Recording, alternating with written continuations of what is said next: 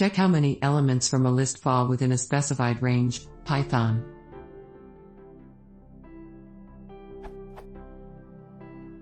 I have a list of elements, integers, and what I need to do is to quickly check how many elements from this list fall within a specified range. The example is below. Range is from 34 to 566. L equals 9, 20, 4, 13, 4, 25. The result is 2. I can of course use a simple for loop for the purpose and compare each element with the min and max value 34, x, 566, and then use a counter if the statement is true. However, I think there might be a much easier way to do this, possibly with a nice one-liner.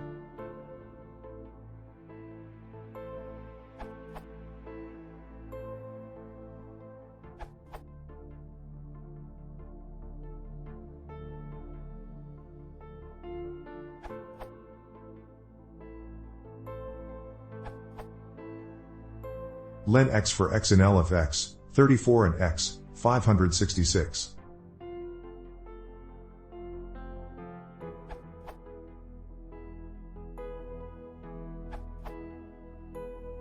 Well, I am not sure this is nice, but it's one line smile.